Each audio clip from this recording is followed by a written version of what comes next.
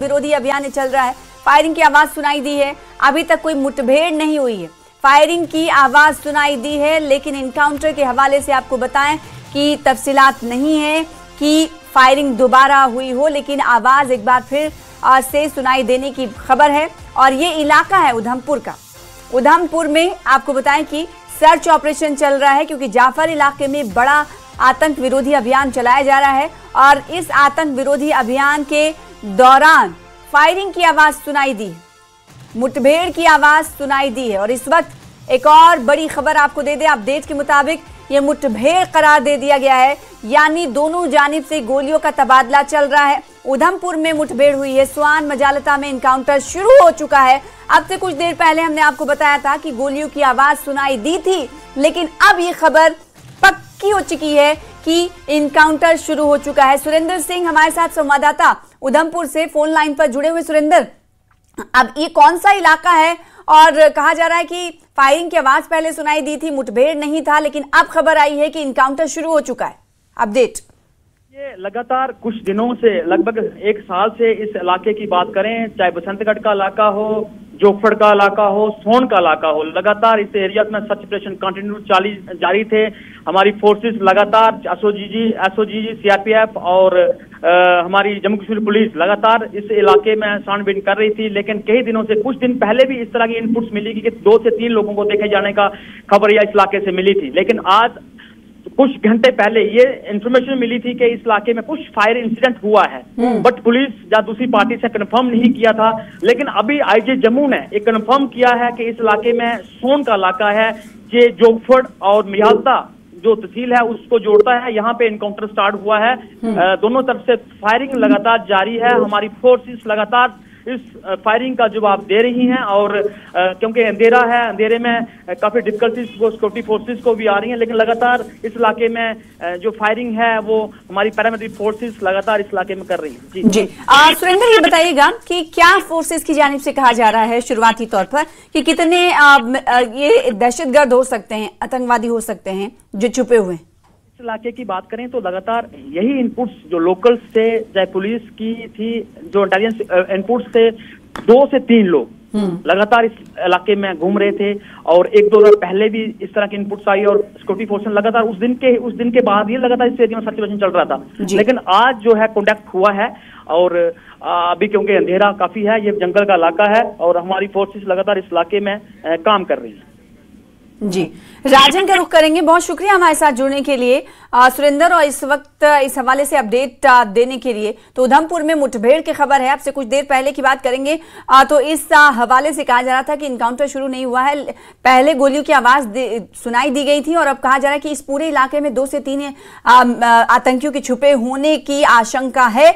और गोलियां जो सुनी जा रही है वो दोनों जानिब से, यानी गोलियों का तबादला दोनों जानिब से शुरू हो चुका है। और ये एंटी टेरर मुहिम जो जम्मू कश्मीर में चल रही है, उसी की कड़ी के तौर पर सघन तलाशी अभियान इस इलाके में चलाया जा रहा है। इस पूरे इलाके को समझने के लिए और क्या कुछ अपडेट है फोर्सेस की तरफ से दिया गया है शुरुआती तौर पर, और कितनी टुकड़ियां अभी मौके पर तैनात है, क्योंकि देखिए ये मौसम सरमा का की बात है, और ऐसे में अगर बात करें तो शाम बहुत जल्दी ही ढल जाती है, और अंधेरे में ये सिक्योरिटी ऑपरेशन चल रहा है, तो कितना बड़ा कहीं ना कहीं एक चुनौती साबित हो सकती है सिक्योरिटी फोर्सेस के लिए।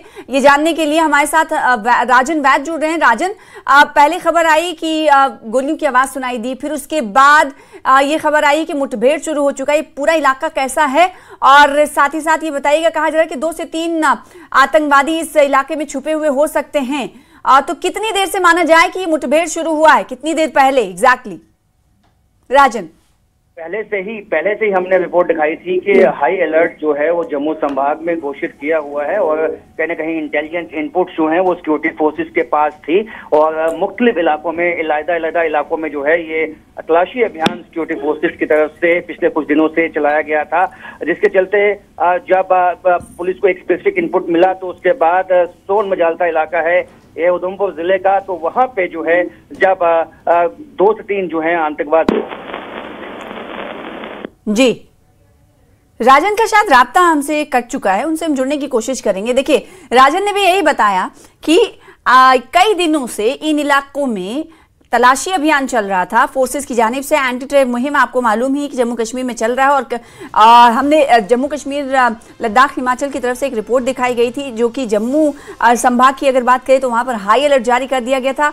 और अभी कहा जा रहा है कि रुक रुक कर दोनों जानिब से अभी गोलियों का तबादला चल रहा है। और जम्मू कश्मीर की अगर बात करें तो सर्दियों का वक्त है, सर्दियों का समय है, ऐसे में ये कितनी चुनौतीपूर्ण ये मुठभेड़ जो जारी है उसे समझी जा सकती है, जानने की कोशिश करेंगे। एक बार फिर से राजन जुड़ चुके हैं। राजन, आपको आवाज सुनाई दे रही होगी तो बताइएगा क्या तफसीलात दे रहे थे। और साथ ही साथ ये कि हम जानते हैं क्योंकि पहाड़ी एरिया है पूरे जम्मू कश्मीर की अगर बात करें, खासकर जम्मू में इतना तो नहीं, लेकिन फिर भी शाम और रात जल्दी हो जाती है, शाम जल्दी ढल जाती है। ऐसे में कितना चुनौतीपूर्ण है ये ऑपरेशन सुरक्षा बलों के लिए? अच्छा, देखिए, ये बाकी जो चैलेंजिंग तो ये रहेगा क्योंकि जंगलाती इलाके होते हैं। रात के वक्त जंगलाती इलाकों में सर चला पाना इतना आसान नहीं होता है, लेकिन वापस जो है कॉर्डन जो है इलाके को किया हुआ है। जो गोलियां जो हैं वो चली हैं दोनों तरफ से। तो ऐसे में ये अंदेशा है कि 2 से 3 जो है ये आतंकवादी हो सकते हैं इस इलाके में, और जिसके लिए जो कि पहले से ही हाई अलर्ट घोषित किया हुआ था। और जैसे मैंने पहले कहा कि जम्मू संभाग के कई इलाकों में, कई जिलों में जो है इस वक्त तलाशी अभियान चलाए हुए हैं सिक्योरिटी फोर्सेज, और ये संयुक्त तलाशी अभियान होते हैं। और क्योंकि इसमें पैरामिलिट्री फोर्सेज, एसओजी के जवान, जम्मू कश्मीर पुलिस और सेना के जवान जो हैं वो शामिल हैं। और कोशिश यही है कि क्योंकि पिछले कुछ महीनों में जिस तरह से सिक्योरिटी के लिहाज से जो हमारी इंटेलिजेंस इनपुट्स हैं वो पहले से बेहतर जो है वो आई हैं, और उसी बेसिक पे जो है ये तलाशी अभियान चलाए जाते हैं। हालांकि कठुआ के इलाके में, चाहे पुंछ का इलाका है, किश्तवाड़ का, उधमपुर के भी कई इलाकों में, चाहे रूडू बसंतगढ़ है, कई इलाकों में तलाशी अभियान पहले से ही सिक्योरिटी फोर्सेज चलाए हुए हैं। लेकिन यहाँ जो सोन मजालता का इलाका है वहां पे भी एक इनपुट था जिसकी बेसिस पे ये तलाशी अभियान चलाया। और आईजीपी जम्मू की इस वक्त सोशल मीडिया पर जो पोस्ट उनकी तरफ से किया गया है ये बताने के लिए कि इस वक्त कॉन्टैक्ट स्टैब्लिश हुआ है, ये पोस्ट आपको बताएं, ये ट्वीट जो किया गया है सोशल मीडिया एक्स पर आईजीपी जम्मू की तरफ से। जुड़े रहिएगा राजन, ये दर्शकों को बताएं कि 6:52 पर आईजीपी जम्मू की तरफ से कहा गया है कि कॉन्टैक्ट स्टैब्लिश हुआ है, जो कि उधमपुर के विलेज जो है गांव सोन और मजालता में ये कॉन्टैक्ट स्टैब्लिश हुआ है। और इस वक्त कहा है कि जो सुरक्षा बल है संयुक्त तौर पर अपने जॉब पर हैं, यानी इस वक्त ऑपरेशन ये चल रहा है। क्या यह माना जाए राजन की रात में भी ये ऑपरेशन चल सकता है? जी बिल्कुल, देखिए कि यदि आतंकवादी भागने की कोशिश करेंगे तो ये इनकाउंटर जो है रात को भी चल सकता है।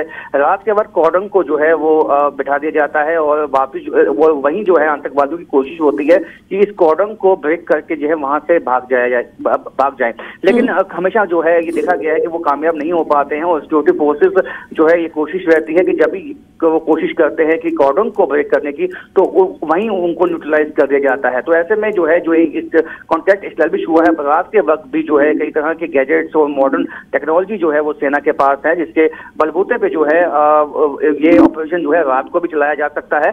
और कोशिश यही है ये जो आतंकवादी हैं उनको जल्द ढूंढ निकाल के जो है वो न्यूट्रलाइज कर दिया जाए, क्योंकि आतंकवादी क्या कोशिश करते हैं कि रात के वक्त वो खुद जो है वो गोलियां नहीं चलाते हैं ताकि उनकी जो लोकेशन है वो ट्रेस ना हो पाए। तो यदि वो गोली चलाते हैं और उनकी लोकेशन ट्रेस होती है तो उनका फिर जल्द ही खात्मा जो है वो निश्चित है। तो ऐसे में ये देखना होगा कि रात में क्या कोई कांटेक्ट, अभी तो गोलियों की आवाज सुनाई दे रही होगी। अच्छा ये बताइएगा राजन की कितने दिनों की कोशिशों के बाद आज टेररिस्ट से, आतंकवादियों से कांटेक्ट हो पाया इन इलाके में, स्वान मजालता के इलाके में? सोन मजालता के इलाके में पिछले 2 से 3 दिनों से जो है वो तलाशी अभियान चलाया हुआ था, जैसे मैंने पहले कहा। अच्छा एक चीज और समझना चाहेंगे कि ये इससे जंगलाती इलाके में तलाशी अभियान चल रहा है और कॉन्टैक्ट स्टैब्लिश हुआ, मुठभेड़ शुरू हो चुकी है। अगर रिहायशी इलाकों की बात करेंगे, क्या आसपास रिहायशी इलाका भी है? क्योंकि स्वान गांव भी है, तो जंगलाती इलाके से जहां पर इस वक्त ऑपरेशन चल रहा है, रिहायशी इलाका कितनी दूरी पर है? जी देखिए, जब पहाड़ी इलाकों में आप जाते हैं वहाँ रिहायशी इलाके होते हैं, लेकिन कुछ डिस्टेंस के ऊपर होते हैं, यानी कि डेंस आबादी नहीं होती। जैसे हम अमूमन जो हैं सिटीज में देखते हैं कि सभी मकान एक के साथ एक सटे हुए इकट्ठे होते हैं, लेकिन जब पहाड़ी इलाकों में, जंगलाती इलाकों में आप जाते हैं वहाँ पे जो बस्तियाँ होती हैं उनमें या एक जो 2 मकान एक साथ हो सकते हैं, उसके बाद जो बाकी 2 मकान है वो कुछ डिस्टेंस पे होते हैं, यानी कि जो फासला होता है वो बीच में से निकलने का या वो रहता है। और रात के वक्त वहाँ पे अंधेरा भी काफी होता है, इतनी ज्यादा एम्यूनिटीज नहीं होती हैं कि जैसे स्ट्रीट लाइट्स होती हैं या बाकी चीजें होती हैं, तो ये हमेशा ऐसे इलाकों को चुनते हैं जहाँ पे रोड कनेक्टिविटी भी ज्यादा बेहतर ना हो, जहाँ पे रोड टूटा हुआ हो, ताकि जो सिक्योरिटी फोर्सेस हैं उनको उन तक पहुंचने में जो है वो दिक्कत का सामना आए। तो ऐसे में यही इसी तरह के डेंस फॉरेस्ट के इलाके ही इनकी तरफ से जानबूझ के जो है वो ठीक। और इस हवाले से मजीद इनपुट हासिल करने के लिए आपका रुख करेंगे। बहुत शुक्रिया राजन हमारे साथ जुड़ने के लिए, इस को लेकर ताजा जानकारी देने के लिए। तो 6:52 पर आईजीपी जम्मू की तरफ से एक ट्वीट किया जाता है, जिसको टीवी स्क्रीन पर आपको दिखा रहे हैं। कॉन्टैक्ट स्टैब्लिश हो चुका है, मुठभेड़ शुरू हो चुकी है, इनकाउंटर जारी है और 2 से 3 दिन हो गए इस इलाके में सघन तलाशी अभियान चलाया जा रहा था, जिसके बाद आज गोलियों का तबादला हो रहा है और इस वक्त मुठभेड़ चल रहा है। फिलहाल आगे बढ़ लेते हैं। पहलगाम हमले में एनआईए ने चार्जशीट दाखिल कर दी है। पहलगाम आतंकी हमले में ये चार्जशीट दाखिल की गई है। 7 आरोपियों के खिलाफ चार्जशीट दाखिल की गई है। चार्जशीट में पाक हैंडलर आतंकी साजिद जट का नाम शामिल है। ऑपरेशन महादेव में मारे गए हैं 3 पाकिस्तान के आतंकी और लश्कर तैयबा और द रेजिस्टेंस फ्रंट यानी एलईटी और टीआरएफ की भूमिका होने के मिले हैं सबूत। 22 अप्रैल 2025 को पहलगाम में हमला हुआ था।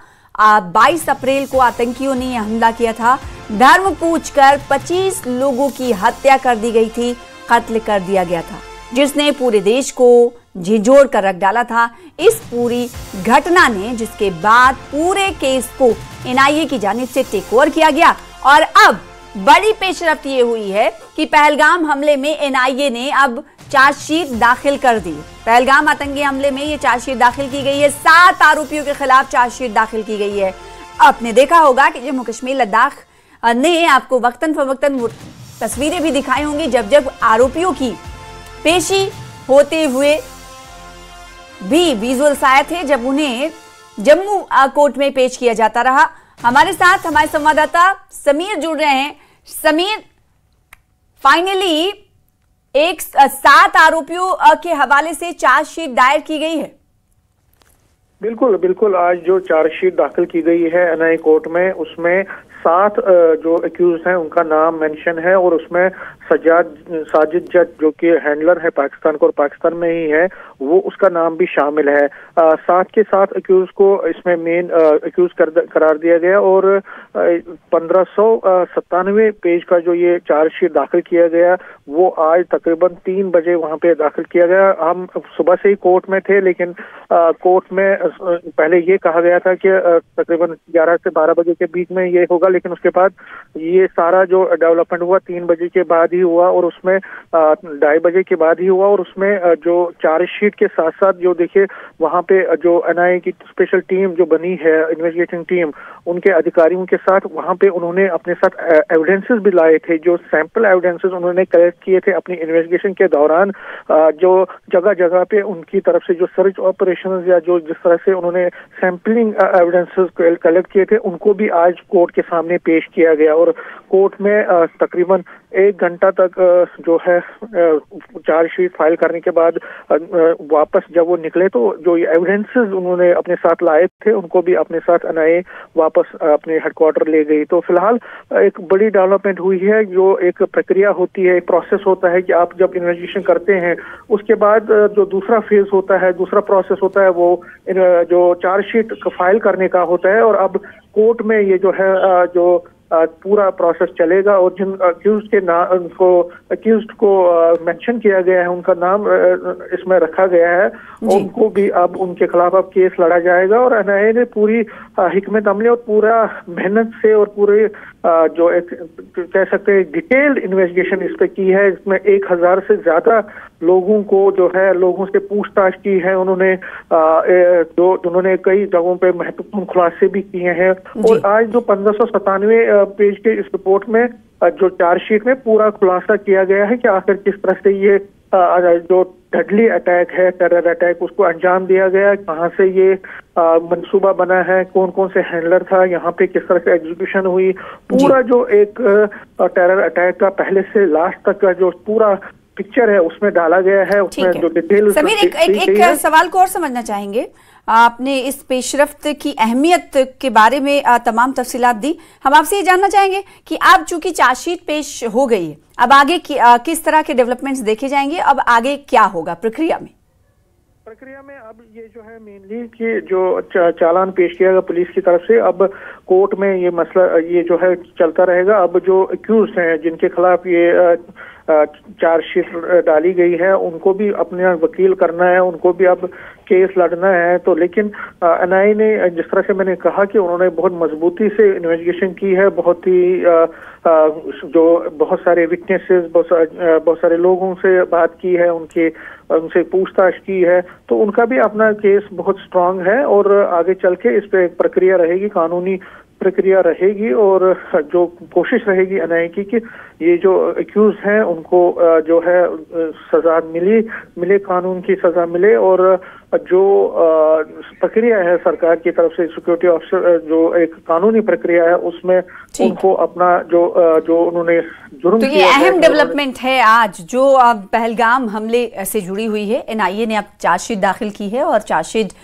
की जो कॉपियां हैं उसको पूरी तरह से बक्से में ले जाया गया, उसकी तस्वीर भी हम आपको दिखा रहे हैं। बहुत शुक्रिया आप समीर हमारे साथ जुड़ने के लिए और इस खबर पर ज्यादा जानकारी देने के लिए, तफसील के साथ जानकारी फराहम करने के लिए। फिलहाल आगे बढ़ें, लेकिन उससे पहले इस वक्त छोटे से ब्रेक के लिए रुकेंगे। ब्रेक के बाद कुछ और बड़ी खबरों के साथ जल्द लौटेंगे।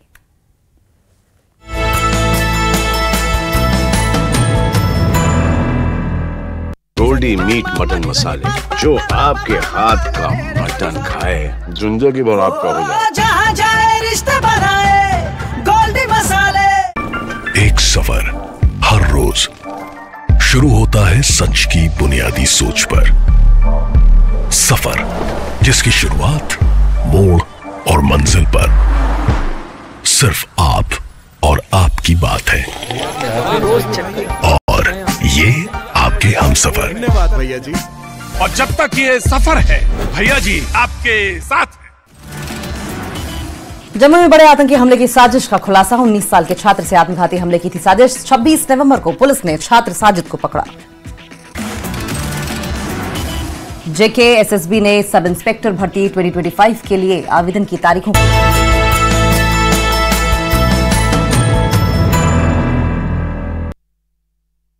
के बाद एक बार फिर से आपका इस्तकबाल करते हैं। इस वक्त बड़ी खबर आ रही है। जम्मू कश्मीर हुकूमत ने पीर को अग्निशमन और आपातकालीन सेवा विभाग में नियुक्त 103 लोगों की सेवाएं समाप्त कर दी, क्योंकि एक आधिकारिक जांच में और भ्रष्टाचार विरोधी ब्यूरो की जांच में साबित हुआ कि उनकी भर्ती अवैध, गैर कानूनी और धोखाधड़ी से की गई।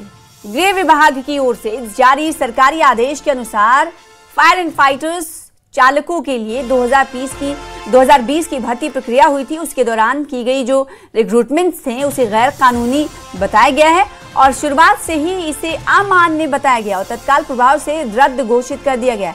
देखिए तादाद जो है वो 103 कर्मचारियों की है।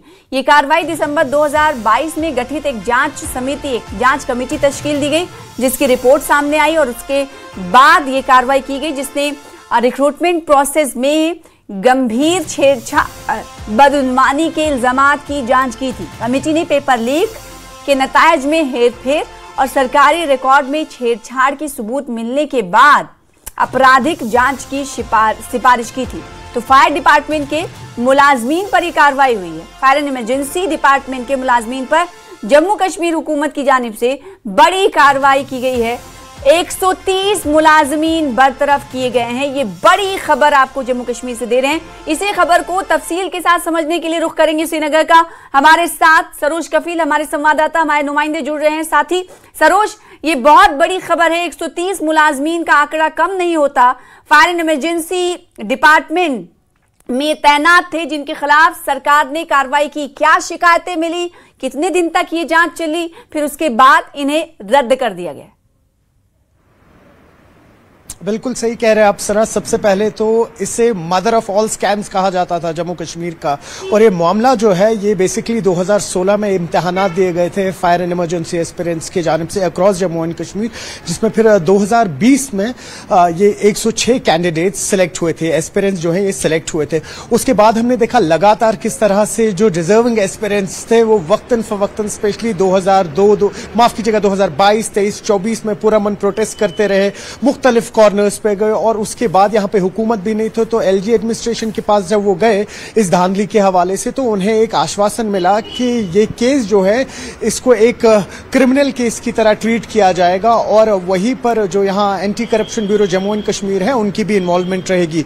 2020 में करीबन 106 लोग थे जिनकी नियुक्ति हुई थी और उसके बाद 2024 में 3 एस्पिरेंट्स इसमें से जो ऑलरेडी जॉब करते थे उनको निकाल दिया गया था। अब टोटल बचे हुए 103 थे। धांधलियां हुई थी, जो इन्होंने आंसर शीट्स दिए थे उसमें धांधलियां हुई थी, इन्होंने नकली अपने मार्क्स कार्ड बनाए थे जो इनको एलिजिबिलिटी के लिए चाहिए थे, और धांधलियां हुई थी कहीं ना कहीं जो डिजिटल मार्क्स कार्ड इनके आगे बनाए गए थे, जिस पर फिर काफी ज्यादा ह्यू एंड क्राई हुआ और ये तमाम मामला जो है ये उपराज्यपाल मनोज सिन्हा ने अपने पास रखा हुआ था। और उसके चलते हुए आज आप देखेंगे जब इसमें एंटी करप्शन ब्यूरो की इन्वॉल्वमेंट हुई तो तमाम वो एस्पिरेंट्स जिन्होंने ज्वाइन किया था उन 130 एस्पिरेंट्स को, और पहली बार ऐसा हो रहा है कि 103 जो अब एम्प्लॉय बन चुके थे Jammu and Kashmir fire and emergency services के, उनको निकाल दिया गया है। और कहीं ना कहीं ये एक राहत, कुछ दिनों पहले जब ये इमरजेंसी में ये सेशन बुलाया गया था असेंबली का, तो हमने देखा था कि असेंबली के बाहर फायर एंड इमरजेंसी के एस्पिरेंट्स कुछ प्रोटेस्ट कर रहे थे। क्या ये उसी से जुड़ा हुआ मामला है? बिल्कुल बिल्कुल सही कह रहे हैं आप, ये वही मामला है। जब कुछ दिन पहले जब यहाँ असेंबली चल रही थी तो करीबन हजारों की तादाद में यहाँ एस्पिरेंट्स आए थे और यही मुतालबा था उनका। आपको याद होगा उस टाइम बात हुई थी 2016 में इनके इम्तिहानात हुए, उसमें फिर धांधलियां हुई और ये चाह रहे थे कि इनको इंसाफ मिले। जैसा मैं आपसे कह रहा था वक्तन फवक्तन अलग अलग पावर कॉरिडोर्स पे जाते थे लेकिन इंसाफ नहीं मिल रहा था। आज उनके लिए बहुत बड़ा रिलीफ होगा क्योंकि इसमें करीबन 32,000 ऐसे एस्पिरेंट्स थे अक्रॉस जम्मू एंड कश्मीर जिन्होंने इम्तिहान दिए थे और वो मांग कर रहे थे कि इसमें जो एंटी करप्शन ब्यूरो है उनकी इंटरवेंशन हो और जो 106 नियुक्तियां हुए हैं उनमें से कहीं ना कहीं सारी धांधली पे हुई थी और उनको टर्मिनेट किया जाए। तो ये जो अभी आपने जब इस न्यूज का जिक्र किया तो ये जम्मू एंड कश्मीर गवर्नमेंट की तरफ से नहीं, ये होम डिपार्टमेंट की तरफ से आई है जो इस वक्त उपराज्यपाल मनोज सिन्हा खुद देखते हैं, क्योंकि अगर हम फायर एंड इमरजेंसी की बात करें वो भी होम डिपार्टमेंट में आता है। तो कहीं ना कहीं राहत है उन तमाम 35,000 एस्पिरेंट्स के लिए। लेकिन अब ये देखना होगा कि अब आने वाला जो ये रिक्रूटमेंट प्रोसेस है वो कितना फेयर रहेगा और उसमें क्या जो डिजर्विंग कैंडिडेट्स है उनको चांस मिलेगा या कहीं ना कहीं फिर कोई सियासत इसमें खेली जाएगी। जी तो क्या ये माना जाए, क्योंकि जो एलजी इंतजामिया की तरफ से कहा यह जाए कि बड़ा एक तरह से कदम उठाया गया जिसके बाद आज उन लोगों को थोड़ी सी राहत जरूर मिली होगी जो इसकी मांग कर रहे थे कि गलत तरीके से जिनकी तैनाती हुई थी, जिन्हें तैनात किया गया था, रिक्रूट किया गया था, उनको रद्द किया जाए, बरतरफ किया जाए। और अब क्या ये माना जाए कि कोई जल्द ही कोई प्रोसेस निकाला जाएगा जो उस वक्त जिन्होंने एस्पिरेंट्स ने एग्जाम दिए थे और जिनके नंबरात अच्छे आए थे तो उनको फिर से एग्जाम की प्रक्रिया शुरू की जाएगी? किस तरह का हो सकता है ये अमल? कुछ अंदाजा लगाया जा सकता है क्या सरोज? बिल्कुल सही कह रहे हैं, बिल्कुल सही कह रहे हैं, क्योंकि जब भी हम एस्पिरेंट्स से बात कर रहे हैं पिछले 3 साल से लगातार उनकी स्टोरीज कर रहे हैं तो वो चाह रहे हैं कि फिर से एग्जाम्स हो और इसमें एक ट्रांसपेरेंसी आए। लेकिन सबसे बड़ा मुद्दा देखिए सना यहाँ पर क्या है, कई सारे लोग अब इसमें ओवर एज हो चुके हैं जो एलिजिबल नहीं है टेस्ट देने के लिए, तो क्या उनके लिए कोई प्रावधान किया जाएगा वो इंपॉर्टेंट है। और दूसरा अब आप देखें कि कल ये एक बहुत बड़ी खबर बनेगी और क्या जो ऑपोजिशन है इस वक्त फिर से वो इस वक्त सीएम उमर अब्दुल्ला की गवर्नमेंट को घेरेंगे। और लेकिन कहीं ना कहीं पॉइंट यहां पर इंपॉर्टेंट है कि जो ओवर एज हो गए जिनकी गलती भी नहीं थी, क्या उनके लिए कोई खास प्रोविजन रखा जाएगा इन इम्तिहानों के लिए? लेकिन वो आने वाले दिनों में ही पता लग पाएगा। बिल्कुल, क्या छूट होगी जो ओवर एज हो चुके हैं, यानी उनका उम्र निकल चुकी है जब उन्होंने एग्जाम दिया था और अब वो उम्र के उस पड़ाव से जो हद उम्र थी इस एग्जाम को लेकर उस सबके पढ़ाव में बढ़ोतरी हो गई है, तो क्या उन्हें कुछ चांस मिलेगा? देखने वाली बात होगी। बहुत शुक्रिया सरोज हमारे साथ जुड़ने के लिए, इस खबर पर ज्यादा जानकारी देने के लिए। फिलहाल आगे बढ़ेंगे। भारतीय सेना ने तुर्की मूल के एक पाकिस्तानी सैन्य ड्रोन को दिखाया है जो कि 10 मई को ऑपरेशन सिंदूर के दौरान भारतीय सेना की ओर से गिराया गया था। तो इस वक्त की बड़ी खबर दे रहे हैं, देखिए वो ड्रोन है जो दिखाया जा रहा है, ये टीवी स्क्रीन पर जिसकी तस्वीर आप देख रहे हैं, ये भारतीय सेना ने तुर्की मूल के एक पाकिस्तानी सैन्य ड्रोन को दिखाया जो 10 मई को ऑपरेशन सिंदूर के दौरान भारतीय सेना की ओर से गिराया गया था और आज इसे डिस्प्ले किया गया है। Flight control computer, chip off extraction adapter, ये पूरी जानकारी के जरिए ना सिर्फ दिखाया गया है बल्कि ये बताया जा रहा है कि इसे कैसे पाकिस्तानी पाकिस्तान ड्रोन को गिराया गया था 10 मई को ऑपरेशन सिंदूर के दौरान। वैसे कई ड्रोन्स मार गिराए गए थे, लेकिन कुछ ड्रोन्स को अब दिखाया जा रहा है, डिस्प्ले किया जा रहा है, जिसकी तस्वीर आपको टीवी स्क्रीन पर दिखा रहे हैं। From Lahore Air Base, and it was heading towards one of the army installations in Punjab sector. We have, while decoding, we have found out the takeoff point, that is from where it has launched, the flight path which was pre-fed, the destination where it was heading to, and the various payload data which includes cameras, IR sensors, radar sensors. With all this data, the tool analyzes and gives out complete mission details of the drone, which enables the user in finding out various tactical and strategic decisions and the intent of the mission, what the enemy was planning.